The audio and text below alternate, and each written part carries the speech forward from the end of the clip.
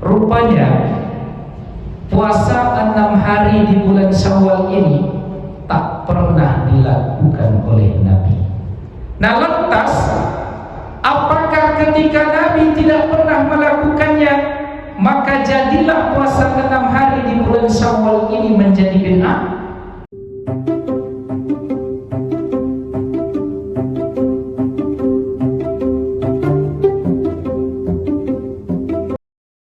Yang pertama, Nabi kita Muhammad sallallahu alaihi wasallam mengatakan di dalam hadisnya, "Man shama Ramadhana," siapa di antara kita yang berpuasa pada bulan Ramadan, "summa atba'ahu sittan min Syawal," lalu setelahnya ia ikuti dengan berpuasa 6 hari dari bulan Syawal, kana kasaumid dahri, maka pahalanya sama dengan berpuasa setahun penuh. Lalu hadis ini dihukumkan oleh para ulama, statusnya adalah hasan. Jadi Bapak Ibu yang dimuliakan oleh Allah, hadis yang bisa dijadikan landasan beramal atau dalam koridor hukum halal dan haram, maka kata para ulama ahli hadis, mereka menetapkan tentang hadis tersebut, tetapi manakala hadis tersebut riwayatnya adalah dorongan-dorongan beramal, tasahalna, kami kata mereka tidak begitu ketat menyeleksi sanadnya. Maka dalam hal ini Bapak Ibu yang dimuliakan oleh Allah, hadis tentang anjuran berpuasa pada bulan Syawal 6 hari di bulan Syawal itu status hadisnya sebagaimana yang disebutkan oleh salah seorang ulama yang bernama Ibnul Mubarak, bahwa hadis ini statusnya hasan sama dengan status hadis yang menganjurkan kita untuk berpuasa 3 hari setiap bulan, atau yang dinamakan dengan puasa ayyamul bid. Jadi status hadisnya sama, tingkatan yang tertinggi dinamakan dengan sahih, di bawah itu dinamakan dengan hadis hasan, di bawahnya lagi dinamakan dengan hadis dhaif. Nah, berarti hadis tentang anjuran berpuasa 6 hari di bulan Syawal ini termasuk hadis hasan yang bisa atau layak kita jadikan sebagai landasan beramal. Bapak Ibu hadirin hadirat yang dimuliakan oleh Allah Subhanahu wa taala,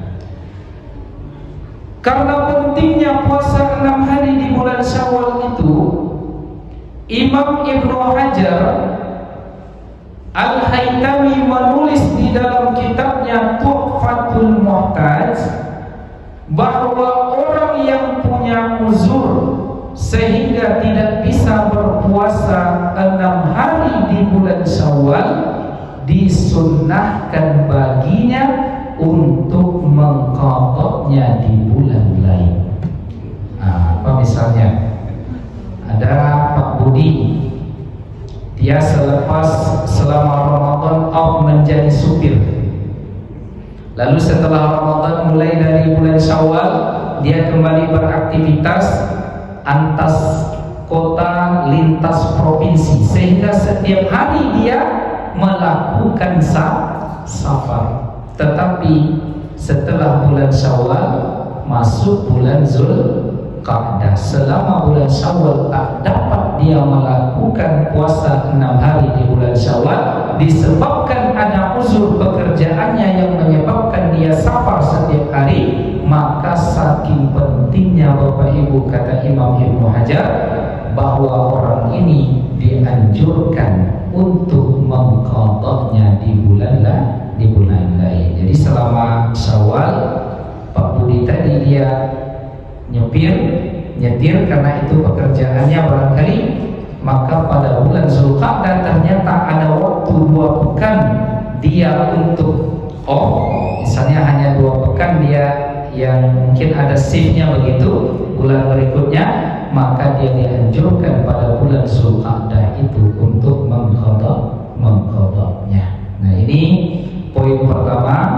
yang bisa kita ketahui tentang keutamaan seputar puasa di bulan Syawal itu. Lalu poin selanjutnya, apa maksud dari lafaz hadis yang mengatakan kana kasaumid dahri? Orang yang melaksanakan puasa pada bulan Syawal 6 hari lamanya itu, dia mendapatkan pahala seperti berpuasa setahun penuh.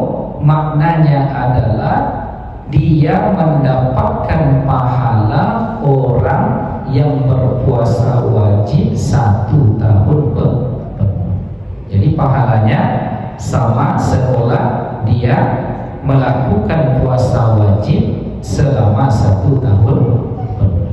Maka Bapak Ibu yang dimuliakan oleh Allah, inilah bentuk keistimewaan puasa di bulan Syawal. Lalu kata para ulama, adapun puasa 6 hari di selain bulan Syawal setelah puasa Ramadan, maka orang tersebut mendapatkan tetap pahala puasa 1 tahun penuh, tetapi dia tidak mendapatkan full seperti pahala puasa wajib. Nah, kenapa ada pendapat yang demikian?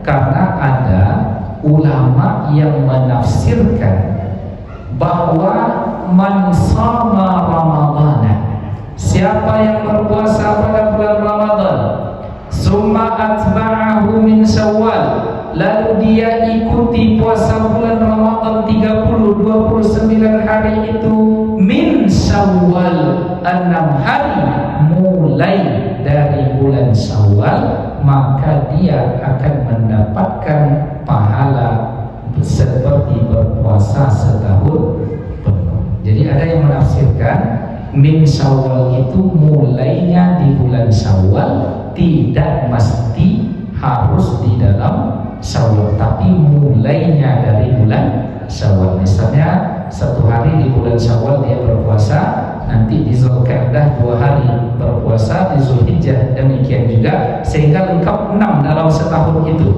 Maka ada yang menafsirkan demikian, tetapi menurut para ulama, kalau dalam tafsir yang demikian ini pahalanya tetap mendapatkan seperti setahun penuh, tetapi jenisnya adalah seperti orang yang melaksanakan puasa sunnah setahun penuh. Tetapi bila dilakukan di dalam bulan Syawal, maka pahalanya seperti orang yang mengerjakan puasa wajib. Ini Bapak Ibu yang dimuliakan oleh Allah. Jadi orang yang setiap tahun puasa Ramadan plus dia berpuasa pada bulan Syawal, maka ia seperti berpuasa wajib seumur hidupnya. Bapak Ibu hadirin yang dimuliakan oleh Allah. Lalu poin yang ketiga yang menarik, rupanya puasa 6 hari di bulan Syawal ini tak pernah dilakukan oleh Nabi. Ini kan menarik. Nah, di antara yang meneliti demikian adalah Syekh Al-Allamah Muhammad Al-Afdal. Apa kata beliau? Lam aqib, saya tidak menemukan ba'da tatabbu'i li dawawinis sunnatil masyhurah, setelah mencari, meneliti, melacak ke seluruh kitab-kitab hadis yang ada, saya tak temukan, kata Imam Al-Afdal, ala hadisin yufidu annahu sallallahu alaihi wasallam samaha. Tak saya temukan setelah dilacaknya kitab hadis itu, Bapak Ibu, tak ditemukan riwayat yang menunjukkan bahwa Nabi Muhammad itu pernah melakukan puasa 6 hari di bulan Syawal.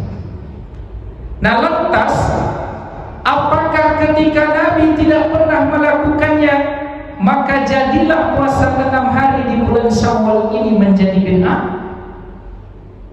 Pak, nah, di sini masuk kajinya.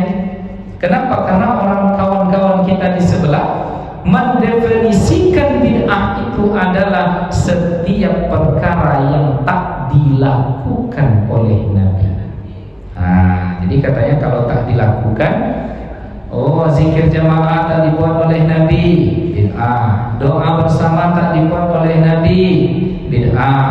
Nah, kalau definisinya adalah semua yang tidak dilakukan oleh Nabi, maka azan, maka puasa 6 hari di bulan Syawal dan contoh-contoh ibadah yang lainnya, termasuklah perbuatan itu dikategorikan bid'ah. Dan kita tahu bid'ah itu adalah sesat, dan setiap yang sesat adalah di neraka.